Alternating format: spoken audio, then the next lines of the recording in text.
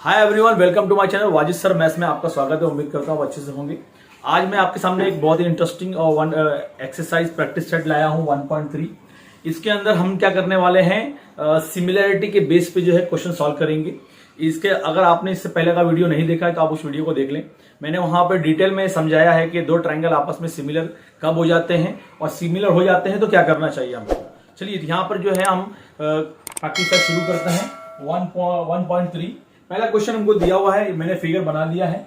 आप ये फिगर बना हुआ है, एक बड़ा ट्राइंगल छोटा ट्राइंगल है, तो मैंने दोनों को क्या कर दिया है, अलग अलग निकाल लिया है ताकि आपको ये समझ में आए कि ये दो ट्राइंगल को मुझे क्या करना है, सिमिलर करना है। क्वेश्चन क्या है, इसके अंदर स्टेट करना है कि कौन से टेस्ट से ये लोग जो है सिमिलर है और हमको जो है सिमिलरिटी लिखना है ट्राइंगल्स के बीच में और 1 to 1 करस्पॉन्डेंस बताना है। करस्पॉन्डेंस मतलब किसका रिलेशन किसके साथ है। हमको जो है यहाँ पे दो ट्राइंगल है, ये दो ट्राइंगल बड़ा और छोटा है। अब इस दो ट्राइंगल को हमको क्या करना है, हमको जो है सिमिलर बताना है। सिमिलर के लिए सबसे पहले मैंने आपको बताया था प्रीवियस वीडियो के अंदर कि आप क्या करेंगे, दो चीज देखेंगे, हमेशा एंगल देखना है क्योंकि यहां पर साइड का वैल्यू तो दिया हुआ नहीं है, तो साइड वाला जो है हम लोग टेस्ट नहीं लगाएंगे। मतलब एंगल, दो एंगल हम देखेंगे। तो आपको यहां पे दिखाई दे रहा होगा कि एक एंगल बी जो है वो 75 का है और डी भी जो है वो 75 का है। तो एक एंगल हमको मिल गया क्योंकि गिवन है, ठीक है ना। नेक्स्ट देखते हैं यहां पर एक एंगल सी। देखो यहां पर बेटा, सी और सी दोनों में क्या है, कॉमन है। कॉमन कैसे होगा, दोनों का रास्ता सेम होगा। याद रखो, सिर्फ नाम के कॉमन होने से कॉमन नहीं होता है। जैसे मैं अगर सी का नाम पढ़ूं यहां पे देखो बड़े फिगर में, तो ए सी बी मतलब मैं सी से ही घूम के आया हूं। और अगर मैं छोटे वाले ट्रायंगल की बात करूंगा डी सी ई, तो मैं सी से ही आया हूं, तो पाथ सेम होना चाहिए, रास्ता सेम होना चाहिए। तो हम क्या करेंगे, उसको बोलेंगे कॉमन एंगल। तो आपको दो चीज मिल गई, एक ये बी जो है वो डी के कॉन्ग्रेंट है और सी जो है वो किसके कॉन्ग्रेंट है, सी के। तो हम ट्रायंगल का नाम लिखेंगे सोल्यूशन। दो ट्रायंगल का नाम कॉपी करेंगे आप, ट्रायंगल का नाम लिखेंगे ए बी सी पहले वाले का, एंड दूसरे वाले ट्रायंगल का नाम लिखेंगे, ए का रिलेशन यहां पर ई से होगा, E D C. E B D के इक्वल है तो डी और सी। इस तरह हम क्या करेंगे, समझ के जो है ए के रिलेशन ई के साथ है, बी का रिलेशन डी के साथ है और सी का सी के साथ है, उस हिसाब से आप लिख देंगे। और अभी रीजन के साथ चलिए दो एंगल आप लिख लेते हैं। एंगल का नाम बी है तो आप एंगल बी लिख दो यहां पर। एंगल बी जो है वो कॉन्ग्रेंट है एंगल किसके, बी किसके, डी के, ठीक है। और रीजन लिखना है आपको गिवन, क्योंकि आपको ये फिगर में ही दिया हुआ है। नेक्स्ट आप लिखेंगे एंगल सी के बारे में।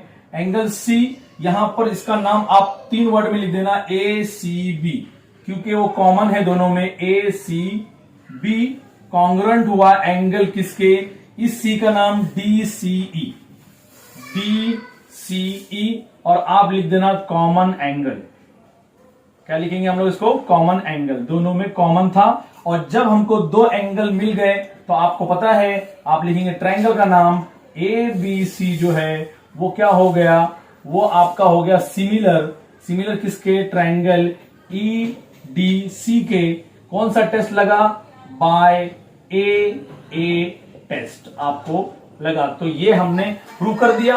और एक बात और बताया, इसमें करस्पॉन्डेंस लिखना है। करस्पॉन्डेंस में क्या करना है बेटा, ट्रायंगल का नाम लिख देना, वही ए बी सी, ट्रायंगल हटा देना है ए बी सी, और दोनों तरफ आपको क्या करना है, एरो बनाना है। इसको बोलते हैं 1 to 1 correspondence, E D C. और हमारा क्वेश्चन क्या हो गया, यहाँ पे खत्म हो। क्वेश्चन नंबर जो है वो 2 करते हैं। यहाँ पर मैंने ट्रायंगल बना लिया है, दो ट्रायंगल छोटा बड़ा है, ठीक है। देखते हैं यहाँ पर, और यहाँ पे तीनों का वैल्यू दिया है तो इससे आपको समझ में आ गया है। यहाँ पर are the triangle in the figure जो है सिमिलर है क्या, ये पूछ रहा है कि ये दोनों ट्रायंगल सिमिलर है। और if yes by which test, आपको क्या करना है, अगर ये है तो कौन से टेस्ट से है। तो मैंने आपको बताया था, देखो तीनों साइड दिया हुआ है तो इसका मतलब इसके अंदर एस एस एस टेस्ट हमको चेक करना होगा। इसका रेशो निकालेंगे हम लोग। आपको पता है सिमिलर में ट्रायंगल में क्या करते हैं, साइड के लिए हम लोग रेशो निकालते हैं। तो आप लिखेंगे सोल्यूशन और दोनों ट्रायंगल का नाम लिखते हैं बेटा हम लोग यहां पर, in triangle P Q R पूरा लिखना है, and triangle L M N आप लिखेंगे एल एम एन। अब इसमें क्या करते हैं हम, यहां पर दो का क्या करते हैं, रेशो निकालते हैं साइड का। ये करस्पॉन्डिंग साइड इस तरफ जो है पी क्यू, हम लिखेंगे पी क्यू के अपॉन में लिखेंगे एल एम। अब यहां पर इसका वैल्यू पुट करते हैं 6/3। जब आप कैंसिल करेंगे 3 1 जा 3, 3 2 जा 6, तो आंसर आएगा 2। और ये इक्वेशन नंबर हमारा फर्स्ट हो गया। ठीक है, नेक्स्ट क्या करेंगे, नीचे वाले का क्या करते हैं, हम रेशियो निकालते हैं। Q R upon M N is equal to 8/4, इसको भी कैंसिल करेंगे तो 2 आएगा बेटा, इक्वेशन नंबर 2। नेक्स्ट सॉल्व करते हैं इसको, ये वाले को, पी आर को। So P R upon L N equal to 10/5, कितना आएगा, 5 2 10, आंसर आया 2। इक्वेशन नंबर क्या हो गया, थर्ड। अब जब आप देखते हैं फर्स्ट सेकंड थर्ड, तो आपको पता चला सबका आंसर क्या आ रहा है, सेम आ रहा है। तो इसका मतलब ये रेशियो क्या हुआ, इक्वल हुआ। तो आप लिखेंगे फ्रॉम, आपको लिख देना है from equation first second and third we get, और हमको क्या मिला, हम लिख देंगे सर ये P Q upon L M equal हुआ Q R upon M N, वो भी इक्वल हुआ P R upon L N. ठीक है, ये तीनों आपस में इक्वल हो गए। तो हम क्या करेंगे, रेशो, तो लिखेंगे ट्रायंगल जो है आपने लिखा है नाम जो पी क्यू आर वो सिमिलर हो गया ट्रायंगल किसके, एल एम एन के। और कौन सा टेस्ट लगा बेटा, by S S S, 3 side था तो एस एस एस टेस्ट लग गया। तो ये ट्रायंगल क्या हो गया, आपस में सिमिलर हो गया। बहुत इजी था। आप क्या करेंगे, ट्रायंगल के साइड दिख रहे हैं, आप साइड को रेशियो में रखिए, ऐसे सॉल्व कीजिए और आप बोल दीजिए। तो है कि नहीं इजी, बहुत आराम से कर सकते हैं। हम 3 करते हैं। यहाँ पर 2 हमको क्या बना हुआ है, ये पॉल्स है। ये ट्रायंगल क्वेश्चन में दिया हुआ है कि ये 2 क्या है, आपस में पॉल है।